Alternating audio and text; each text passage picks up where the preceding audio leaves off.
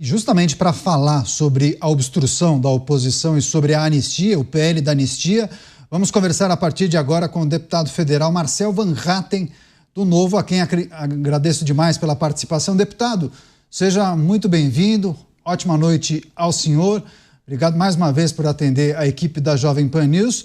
Começo já perguntando sobre a situação de momento, o clima na Câmara dos Deputados em relação ao PL da anistia, a obstrução em curso e, naturalmente, a adesão de mais partidos a essa iniciativa. Inclusive, já há um entendimento de que o Novo abraça essa causa, deputado?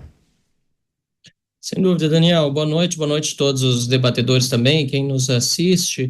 Nós somos a favor do Estado de Direito e da justiça no Brasil. E, infelizmente, nós não estamos enxergando justiça em todos esses processos que estão acontecendo hoje no Supremo Tribunal Federal em relação ao 8 de janeiro.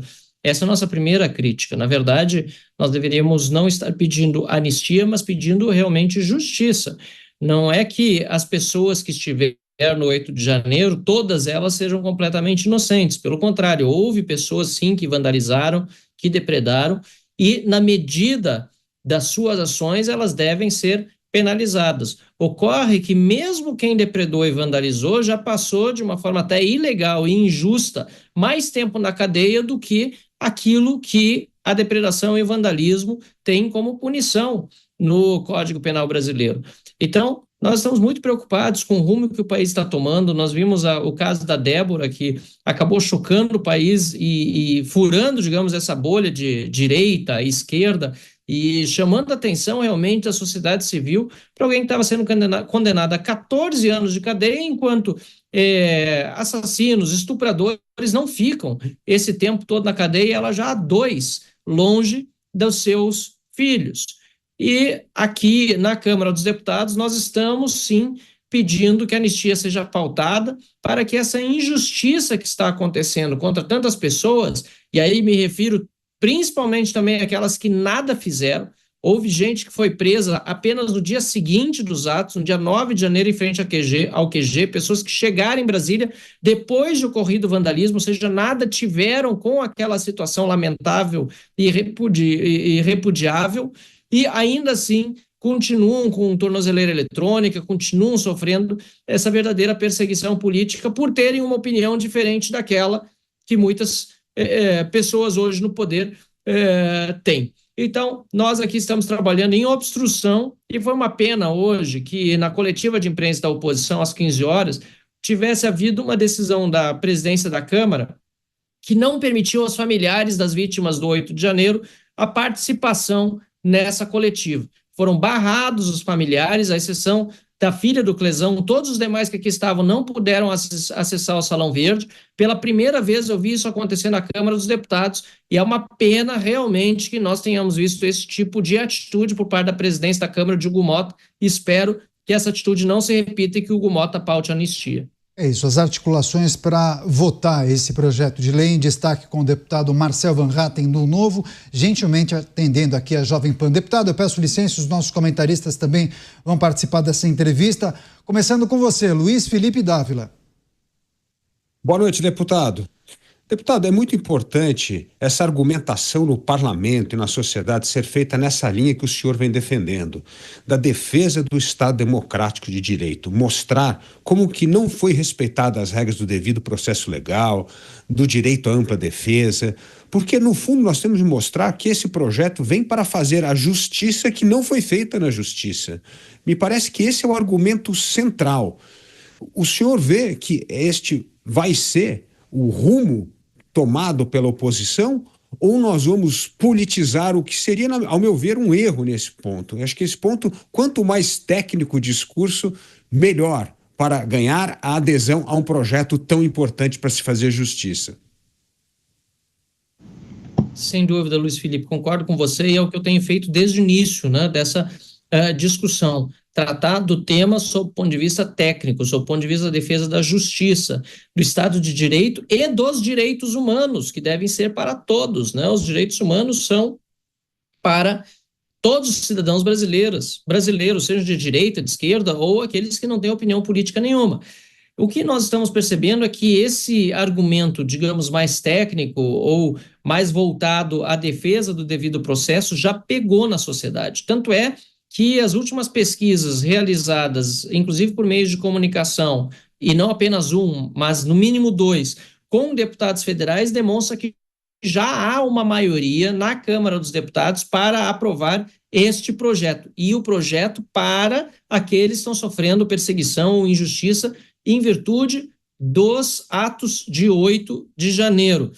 Nós já estamos vendo esta dinâmica acontecer dentro do parlamento, na sociedade também, e como eu dizia com um colega, inclusive de esquerda, com quem eu debati em outro meio de comunicação mais cedo, esse tema tem de unir todos os lados. E se a esquerda é a favor da democracia, como tanto diz ser, apesar de sabermos que no fundo muitas vezes são autoritários, ou quase sempre, então que deixe pautar o projeto e que vença quem tem mais votos. Isso é democracia, é isso que nós queremos para o projeto da anistia. Inclusive assisti à tarde esse debate com o Chico Alencar. Foi esse, né, deputado? Há pouco, inclusive, né? Num portal da internet. Esse mesmo, é isso Daniel. mesmo? Um debate de alto nível. Estava acompanhando. Tá, o deputado, daqui a pouco tem sessão, né, deputado? A gente reforça o agradecimento, mas a gente vai pedir perguntas e respostas mais objetivas para que todos consigam perguntar. O próximo é o Roberto Mota. Vai lá, Mota. Deputado, se a anistia for aprovada, eu imagino que é possível que algum partido de esquerda entre na justiça pedindo a sua anulação. Qual é a probabilidade disso acontecer, na sua avaliação, e como o Congresso reagiria a isso? Bom, Mota, a probabilidade, que é para ser objetivo na resposta, é de 100%, tá?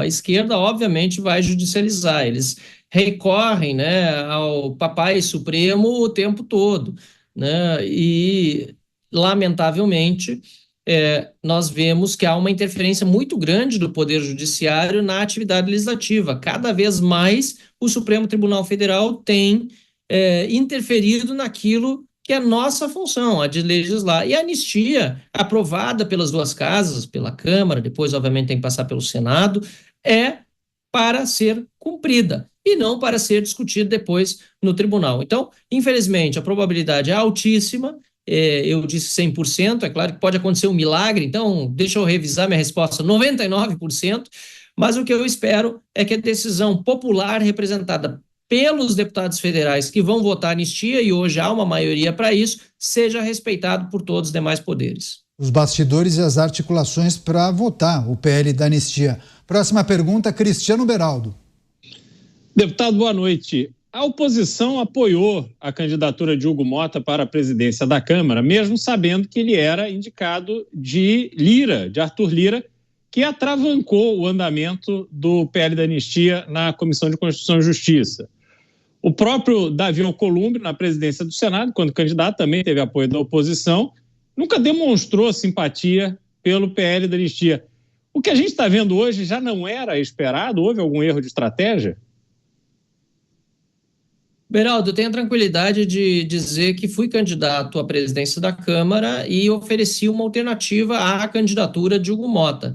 E também tenho a tranquilidade de dizer que desde o ano passado, já faz mais de um ano com certeza, dentro da oposição defendi que tivéssemos uma candidatura alinhada, inclusive com o tema da anistia, mas não somente, também alinhado com o tema de não aumentar mais impostos no Brasil, porque já passou do limite o que a Câmara dos Deputados tem feito nesse sentido, voltar a combater corrupção, enfim, outros temas que eu levei à minha candidatura depois da presidência da Câmara, mas que não precisaria ser minha. Aliás, eu deixava muito claro, preferia, inclusive, que houvesse uma candidatura de oposição vinda de outro partido, porque o meu partido novo, ele é pequeno, são 4 deputados federais e uma candidatura de outro partido teria, obviamente, mais adesão inicial do que a minha. Não nos sobrou alternativa, uma semana da eleição na casa, quando não havia, de fato, como você disse, uma candidatura de oposição posta, e eu odeio dizer, eu avisei, mas o slogan da minha campanha era um voto para não se arrepender. E hoje, assim como aconteceu depois da eleição de Arthur Lira,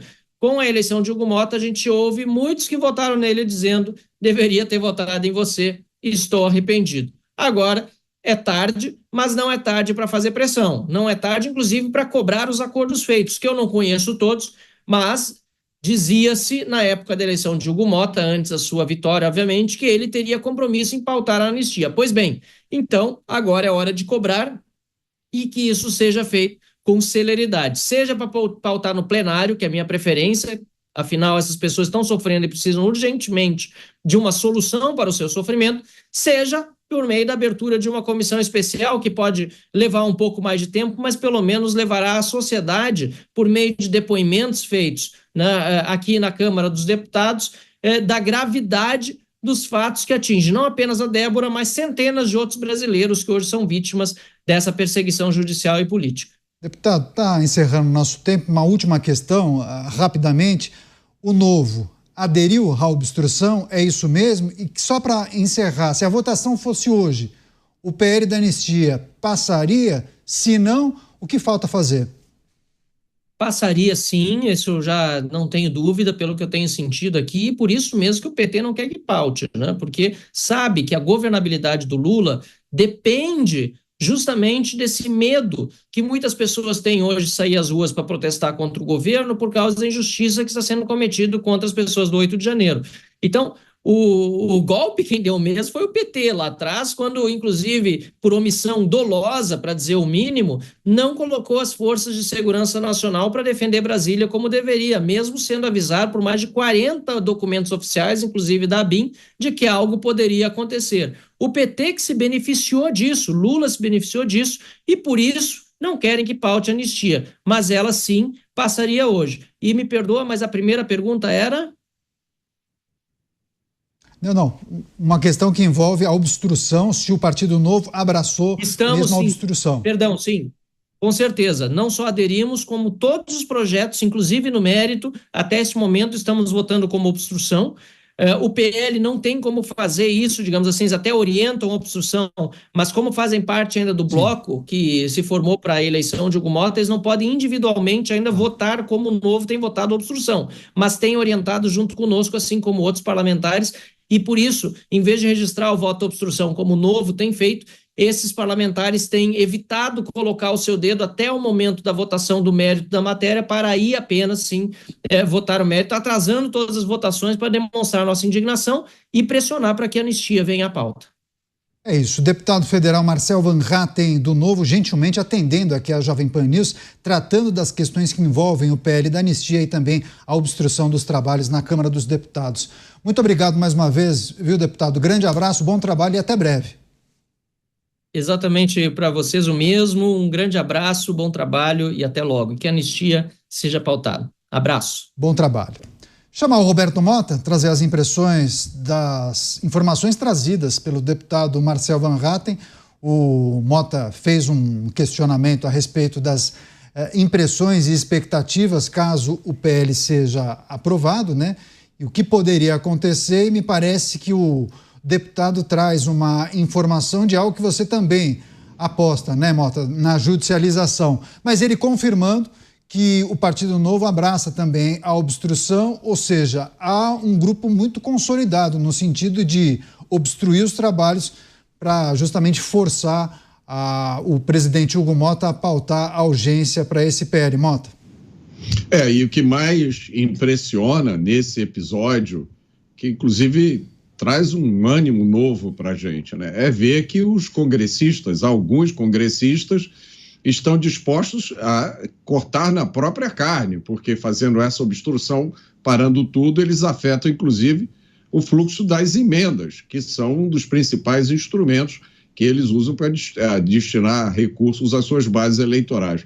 Então é muito bom ver isso.